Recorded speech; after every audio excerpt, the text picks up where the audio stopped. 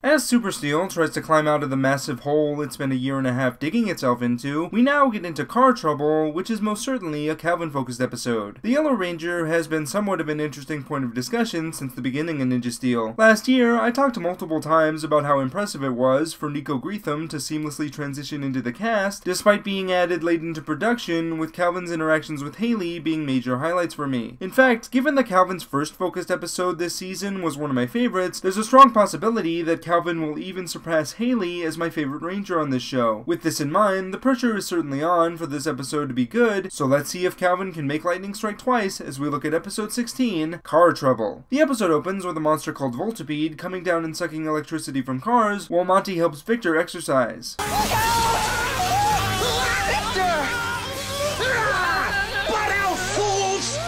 Was the last of the energy on this street. I've got to find some more. Victor, that monster zapped you. It says you're at 1,000%. I'd say 1,000,000. I feel fantastic.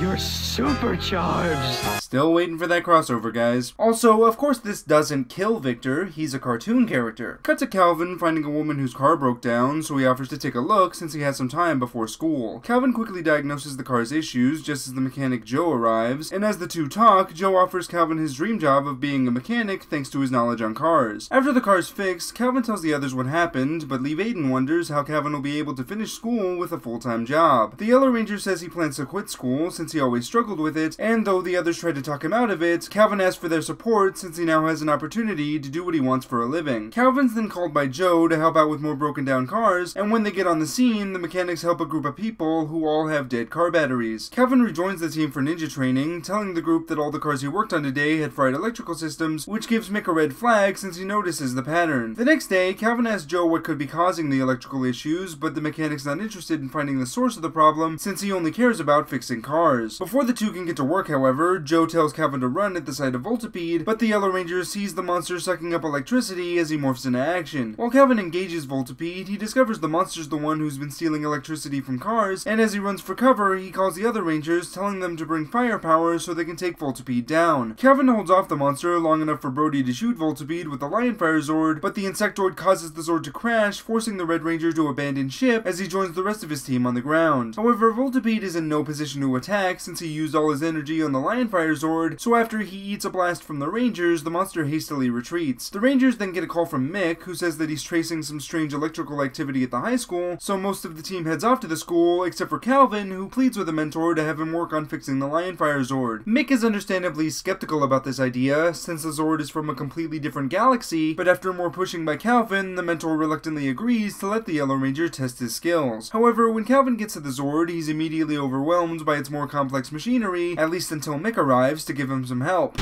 First, we'll use the ionic decompressor to realign the crystal matrix. How did you learn to work on spaceships? I focused on school until I graduated. That's how. What? I thought you were sold as a slave to Galvanax for the past 20 years. Isn't that what you said last season? Until the royal family took me and 100 others and sold us to Galvanax. But thanks to the likes of her, I haven't seen my parents in 20 years.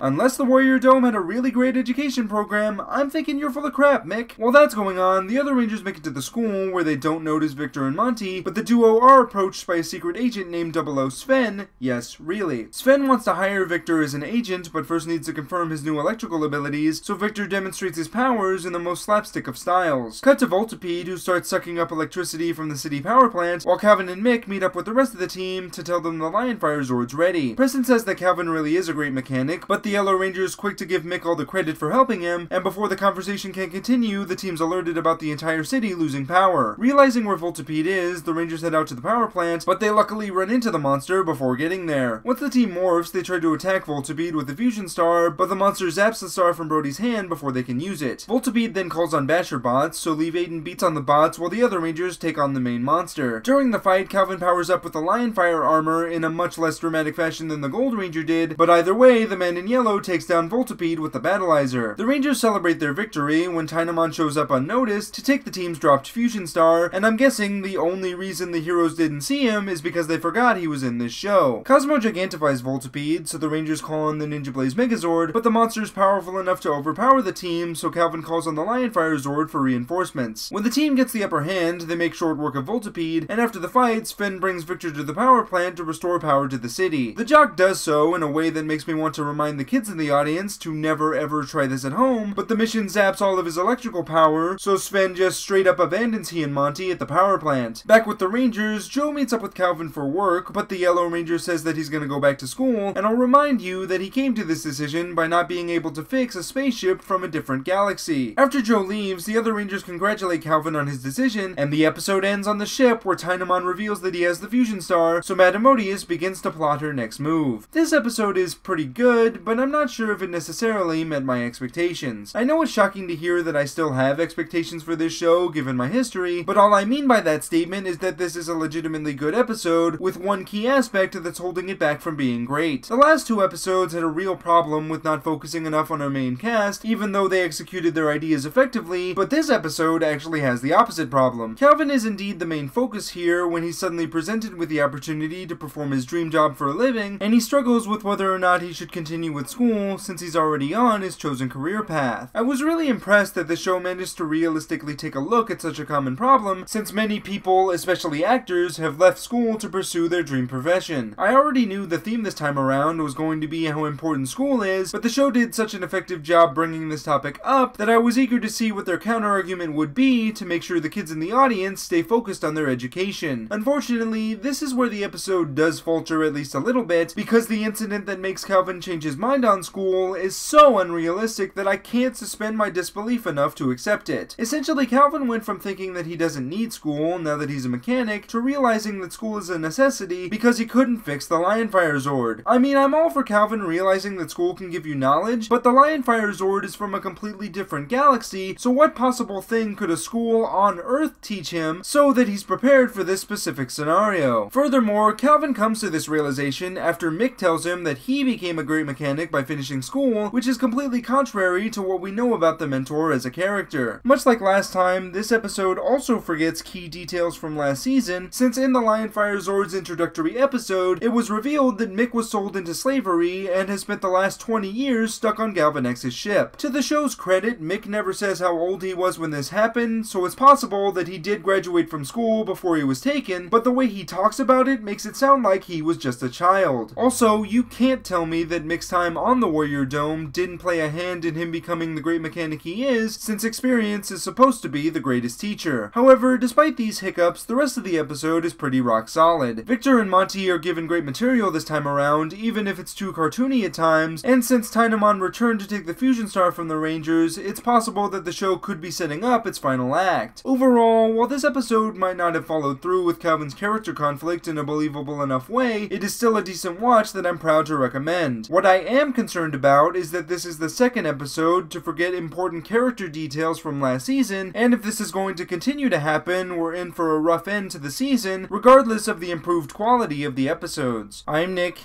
aka IronBet1993, and may the power protect you. Please subscribe for reviews of Ninja Steel, Super Ninja Steel. Also check out Dino Charge Reviews too, episode reviews. Also there's Ninja Go, and I've got a Patreon. Go! Please subscribe.